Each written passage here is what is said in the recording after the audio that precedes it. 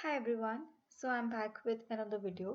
तो हम लोग इकोनॉमिक्स का प्रोडक्शन टॉपिक डिस्कस कर रहे थे। हमने प्रोडक्शन पढ़ लिया, हमने उसके फैक्टर्स पढ़ लिए, हमने फैक्टर्स अफेक्टिंग प्रोडक्शन के फैक्टर्स पढ़ लिए, हमने उनकी एफिशिएंसी पढ़ ली। तो अब हम आते हैं उसके फोर्थ फैक्टर पे जो है ऑर्गेनाइजर। तो ऑर्गेनाइजर की एफिशिएंसी, अब एफिशिएंसी का मतलब क्या होता है? एफिशिएंसी का मतलब होता है कि हमें मैक्सिमम काम मिले और हमारी जो इनपुट कॉस्ट हो वो कम हो। तो उसका मतलब है कि हमारा output it should be far more than our input. मतलब हम इन्वेस्ट कम करें और हमें मिले ज़्यादा। अब इसके अंदर मतलब उसकी एफिशिएंसी भी बहुत सारे फैक्टर्स पे डिपेंड करती है। तो सबसे पहला है फोरसाइट। फोरसाइट का मतलब होता है दूर तक देखने वाला, मतलब दूरदर्शी। लाइक foresight मतलब a person who can anticipate the events which will occur in future। तो उसको पता होना चाहिए he can anticipate the coming events। he may also possess the knowledge of psychology to some extent। मतलब वो fashion trends in सब में changes notice करे और फिर वो एंटिसिपेट कर सकता है चेंजेस इन डिमांड। इसको एंटिसिपेट करने का फ़ायदा क्या है? इससे ओवर प्रोडक्शन और अंडर प्रोडक्शन अवॉइड करी जा सकती है। फिर हम आते हैं एबिलिटी टू ऑर्गेनाइज लेबर। उसके पास होना चाहिए एबिलिटी कि वो लेबर को ऑर्गेनाइज कर सके। मतलब उसको पता होना चाहिए कि इस जॉब के लिए कौन सा इंडिविजुअल सूटेबल है। फिर साइंटिफिक और टेक्निकल नॉलेज होनी चाहिए। N efficient organiser should have knowledge of scientific and technical nature. He should understand the working of his machines. N efficient and उसको साइंटिफिक उसको मशीन्स की वर्किंग के बारे में पता होना चाहिए। उनकी कैपेसिटी टू प्रोड्यूस और बीइंग डैमेज, मतलब उसको पता होना चाहिए ये मशीन कैसे वर्क करेगी, कैसे डैमेज हो सकती है और इसमें से मैक्सिमम आउटपुट कैसे ले सकते हैं। उसके बाद इन दिस वे उसको ज़्यादा कॉन्फिडेंस आएगा और he can even control a situation should it arise. उसके बाद अगला फैक्टर है करेज और डिटर्मिनेशन। तो अभी तक हमने पढ़े तीन: foresight, ability to organise labour, scientific और टेक्निकल नॉलेज। अब हम आते हैं करेज और डिटर्मिनेशन पे। जो एफिशिएंट ऑर्गेनाइजर है ना, उसके पास एग्जाम्पलरी करेज और डिटर्मिनेशन होनी चाहिए। मतलब उसको पता होना चाहिए he should be extra ordinarily able, shrewd and prudent man of strong determination. मतलब उसको छोटी छोटी इवेंट से प्रॉब्लम्स नहीं होनी चाहिए, परेशानी नहीं होनी चाहिए। एंड उसको उसमें एबिलिटी होनी चाहिए कि वो उनको ओवरकम कर पाए। फिर हम आते हैं नॉलेज ऑफ बिजनेस पे। मतलब उसको पता होना चाहिए कि मतलब उसको ना, जैसे वो उसमें करेज होना चाहिए, डिटर्मिनेशन होनी चाहिए, नो डाउट ये सब होनी चाहिए, scientific knowledge, technical knowledge, foresight, पर उसको बिजनेस की नॉलेज भी होनी चाहिए। अगर कोई एक अगर आप किसी एक शेफ को कोई मतलब स्टील फैक्ट्री में अपॉइंट कर दो, उसके पास मतलब सारी क्वालिटीज़ हैं पर उसको स्टील फैक्ट्री का ही नहीं पता, उसको बेसिक नॉलेज ही नहीं है बिजनेस की। तो फिर वो कैसे एफिशिएंट होगा? फिर वो इनएफिशिएंट होगा ना। तो उसको पता होना चाहिए where and how are the products to be sold. उसको carry on got good propaganda advertisement, मतलब उसमें सारी नॉलेज होनी चाहिए अपनी बिजनेस के बारे में। एफिशिएंसी ऑफ अदर फैक्टर्स, मतलब वो डिपेंड करता है efficiency of the other factors, land, labour, capital, ये सारे फुली कॉपरेट करने चाहिए। फिर हम आते हैं क्वालिटी ऑफ लीडरशिप पे। उसके अंदर क्वालिटी ऑफ लीडरशिप होनी चाहिए, तभी वो किसी को कमांड दे पाएगा। अब लीडरशिप का मतलब होता है एक responsibility as well as authority. तो उसके अंदर रिस्पॉन्सिबिलिटी भी है, अथॉरिटी भी है, तभी वो कमांड दे पाएगा। तो इसलिए अब मतलब इसके एफिशिएंसी के क्या थे? चार पॉइंट्स एक बार रिवाइज कर लेते हैं। फोरसाइट मतलब दूर तक देखने वाला। उसके बाद ability to organise labour, scientific technical knowledge, current and determination, knowledge of business, efficiency of other factors and qualities of leadership. तो ये था ऑर्गेनाइजर। अब हम आते हैं हमारे सबसे लास्ट फैक्टर पे जो है entrepreneur. Now entrepreneur, they are known as risk takers. तो economist do not agree with the definition of an entrepreneur, क्योंकि मल्टीफेरियस एक्टिविटीज होती हैं, मतलब हर इकोनॉमिस्ट के अपने व्यूज हैं। तो तीन मेन इंपॉर्टेंट डेफिनेशंस कौन सी हैं और वो किसने दी थी? तो एक entrepreneur, an entrepreneur is a person who performs dual function of risk taking and control. मतलब वो रिस्क तो लेगा पर वो अपने रिस्क का कंट्रोल भी तो लेगा। और प्रोफेसर स्क्रम्पटन ने बोला entrepreneur is associated with innovation. अब रिस्क टेकर का मतलब क्या है? रिस्क टेकर का मतलब है वो न्यू चीजें बनाएगा तभी रिस्क ले रहा है, पुरानी चीजों में कैसा रिस्क? तो इसलिए इनोवेशन है। उसके बाद है the entrepreneurs are the owners of the business who attribute the capital and bear the risk of uncertainties in business. They may be sole traders, limited partners और shareholders। तो अब हमें पता चल गया व्हाट इज एंटरप्रेन्योर और entrepreneur की तीन डेफिनेशन। पहले में है रिस्क टेकर, अगले में है इनोवेटर, और तीसरे में है दोनों का ही कंबाइन, सोल ट्रेडर्स हैं और बियर द रिस्क। अब इसके फंक्शंस क्या हैं? सबसे पहले risk uncertainty bearing, control and management, innovation and coordination. तो यही चार चीजें हमारी डेफिनेशन में लिखी हुई थी। तो अब हम आते हैं इसके फंक्शंस पे। सबसे पहला फंक्शन है बियरिंग ऑफ रिस्क। अब रिस्क कैसे रिस्क की बात होगी?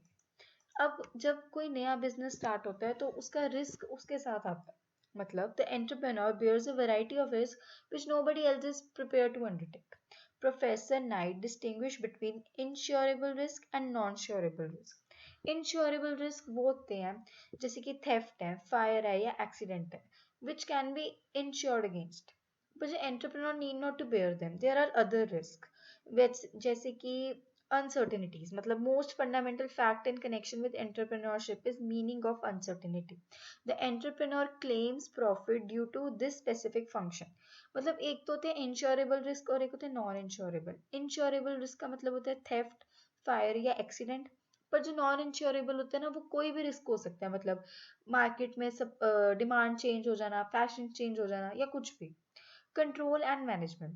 So entrepreneur exercises the top control on management of a firm. In a big joint stock companies, the entrepreneur may be a team of directors with a chairman director at the top. However, an entrepreneur has to make the following decisions in every enterprise. Choice of line of production. मतलब उसको पता होना चाहिए कि वो कौन सी चीज, जैसे कि वो क्या बनाना चाहते हैं, शूज बनाना चाहते हैं, मेकअप प्रोडक्ट्स, क्लोथ्स, क्या। Selection of design and quality, मतलब उन्हें चूज करना है कि वो कौन सी क्वालिटी चूज करना चाहते हैं, कौन सा फैब्रिक चूज करना चाहते हैं, डिजाइन कैसा choose. Size of the plant, मतलब कितने लेवल पे बिजनेस करना चाहते हैं, कितने अमाउंट की इन्वेस्टमेंट करना चाहते हैं। स्केल ऑफ प्रोडक्शन की स्मॉल स्केल है, लार्ज स्केल है। प्लेस ऑफ प्रोडक्शन, मतलब लोकेशन चूज करना भी इम्पोर्टेंट होता है, क्योंकि हमने भी पढ़ा था ना, लैंड नियर मार्केट, मतलब ज़्यादा उसकी वैल्यू होती है, दूसरी की वैल्यू कम होती है। उसके बाद organisation of scales. The ultimate aim of production is to obtain income by selling the product. Entrepreneur decide करता है mode of transport and mode और price at which it has to be sold. उसके बाद आता है applications of innovations. अब innovations का मतलब है न्यू आइडियाज आना। ये वर्कर्स की साइड से भी हो सकते हैं, इंजीनियर्स की साइड से भी हो सकते हैं। मतलब लोग एंटरप्रेन्योर्स को आइडियाज, मतलब ऑप्शंस दे सकते हैं, सजेस्ट कर सकते हैं, पर एंड में डिसीजन सारा एंटरप्रेन्योर का ही है। और इसके बाद अब हमने कर लिए हमारे दो। पहला था रिस्क वाला, वो था insurable risk, non insurable risk. फिर अब आएंगे कंट्रोल एंड मैनेजमेंट पे। अब हम आते हैं इनोवेशन पे, फिर कोऑर्डिनेशन पे। तो कोऑर्डिनेशन एंड सुपरविजन सबसे पहले। तो कोऑर्डिनेशन एंड सुपरविजन में obtaining raw materials, selection of proper tools, assignment of jobs to workers, relation with competitors, distribution of rewards, relation with government। मतलब ये सारे बहुत जनरल से काम है। सबसे पहले रॉ मटेरियल्स कौन लेके आएगा? वो भी एंटरप्रेन्योर लेके आएगा। उसको डिसाइड करना है कि कौन सा रॉ मटेरियल यूज करना है। जैसे हमने ऊपर देखा था ना कि कौन सा क्वालिटी यूज करनी है, तो वैसे कौन सा रॉ मटेरियल यूज करना है। प्रॉपर टूल्स कौन सी है, मशीनरी कौन सी है, कितनी इन्वेस्टमेंट हुई है। उसके बाद लोगों को अपॉइंट करना है, सबको अपना अपना काम देना है उनकी स्किल्स के हिसाब से। उसके बाद कॉम्पिटिटर्स के साथ कैसा रिलेशन रखना है, मतलब उसको बिहेवियर देखना है कॉम्पिटिटर्स का। डिस्ट्रीब्यूशन ऑफ द रिवॉर्ड्स, मतलब वेजेस देनी है। उसके बाद रिलेशन विद द गवर्नमेंट, मतलब गवर्नमेंट ऑफिशियल्स के साथ कैसी रिलेशन है, क्योंकि गवर्नमेंट ऑफिशियल्स के साथ रिलेशन शुड बी गुड, क्योंकि लाइसेंस लेना है, टैक्स पे करना है। अब लास्ट फंक्शन था इनोवेशन। तो distinctive feature of an entrepreneur is to search for innovations which either reduce the cost or enhance the product quality. If an entrepreneur fails to introduce new innovation, he becomes a manager only. Entrepreneur का मतलब ही innovation है। अगर innovation नहीं आएगी तो फिर वो एक मैनेजर है। अब हम आते हैं क्वालिटीज क्या है एंटरप्रेन्योर की। करेज है, रिस्क टेकर है तो करेज है। फोरसाइटेडनेस है, लीडरशिप क्वालिटीज है, गुड ऑर्गेनाइजर है, उसको बिजनेस की नॉलेज है, उसको एक्सपीरियंस होना चाहिए, तभी वो ज़्यादा एफिशिएंट है। Education of business administration. An entrepreneur has to deal with many agencies at a time. He should therefore know all the aspects of his business. Moral qualities होनी चाहिए, ट्रस्ट गेन करे, confidence gain करे लोगों का, investors का। अब हम आते हैं कि entrepreneur should be a man of integrity, sincerity, business knowledge and sympathetic for the working class. These qualities can not be imported through instruction, ये उसमें इनबिल्ट होती हैं। तो अब हम रिवाइज करते हैं। हमने ऑर्गेनाइजर के बारे में पढ़ा। हमने पढ़ा कि ऑर्गेनाइजर में फोर साइटनेस होनी चाहिए, ऑर्गेनाइज कर सके लेबल को, साइंटिफिक और टेक्निकल नॉलेज होनी चाहिए, करेज और डिटर्मिनेशन होना चाहिए, उसको बिजनेस की नॉलेज होनी चाहिए, एफिशिएंसी होनी चाहिए बाकी फैक्टर्स में, और उसमें एक लीडरशिप क्वालिटी होनी चाहिए। फिर हमने पढ़ा एंटरप्रेन्योर क्या है। एंटरप्रेन्योर की तीन डेफिनेशन है। एक दी थी एफ एच नाइट ने। उसने बोला कि एंटरप्रेन्योर रिस्क भी लेता है और कंट्रोल भी लेता है। उसके बाद एक ने दी थी कि एंटरप्रेन्योर इनोवेशन के साथ लिंक्ड है। एक ने दी थी कि एंटरप्रेन्योर ओनर्स है बिजनेस के, जो कंट्रीब्यूट करते हैं कैपिटल को एंड बियर करते हैं रिस्क ऑफ अनसर्टेनिटीज को। तो मतलब ये कंट्रीब्यूट करेंगे कैपिटल को, मतलब ये पैसा भी लगाएंगे और ये रिस्क भी लेंगे। They may be sole traders, limited partners या शेयर होल्डर्स। उसके बाद फंक्शंस है। हमने करे चार मेन फंक्शन। सबसे पहला था रिस्क लेना। तो इसमें होगा insurable risk and non insurable risk, जैसे थेफ्ट वगैरह। फिर है कंट्रोल। कंट्रोल करना, उसको मटेरियल कौन सा लेना है, क्वालिटी कौन सी लेनी है। उसके बाद उसको वेजेस कंट्रोल करनी है, size of the plant, line of the production, place of the production, innovation की एप्लीकेशन। फिर लास्ट था हमारे पास कोऑर्डिनेशन एंड सुपरविजन। उसको कोऑर्डिनेट करना है, रिलेशनशिप रखना है कॉम्पिटिटर्स के साथ, उसको गवर्नमेंट ऑफिशियल्स के साथ एक रिलेशन रखना है, उसको डिसाइड करना है रॉ मटेरियल्स लेके आने हैं और प्रॉपर टूल्स लेने हैं। और उसके बाद है इनोवेशन, कि रिड्यूस कॉस्ट हो और प्रोडक्ट की क्वालिटी इन्हांस हो जाए। अब क्वालिटीज ऑफ एन एंटरप्रेन्योर क्या है। सबसे पहले उसको बहुत ज़्यादा डिफिकल्टीज फेस करनी होती है, इसलिए उसमें करेज होना चाहिए। जैसे ऑर्गेनाइजर के पास भी करेज होना चाहिए, हमने पढ़ा ना, करेज एंड डिटर्मिनेशन इसके पास भी होना चाहिए। ऑर्गेनाइजर के पास भी फोर साइटेडनेस होनी चाहिए, इसके पास भी फोर साइटेडनेस होनी चाहिए। इसके पास भी लीडरशिप क्वालिटी होनी चाहिए, इसके पास भी लीडरशिप क्वालिटी होनी चाहिए। ये गुड ऑर्गेनाइजर होना चाहिए लेबर का। इसके अंदर हमने पढ़ा ना अभी की एबिलिटी टू ऑर्गेनाइज लेबर। उसमें नॉलेज ऑफ बिजनेस होना चाहिए, इसमें भी है नॉलेज ऑफ बिजनेस होना चाहिए, एक्सपीरियंस होना चाहिए, मॉरल क्वालिटीज होनी चाहिए, और education of the business administration होना चाहिए। He should be a man of integrity, sincerity and business knowledge. So this was it, and we are done with our production topic. So our next video will be on supply topic. Thank you.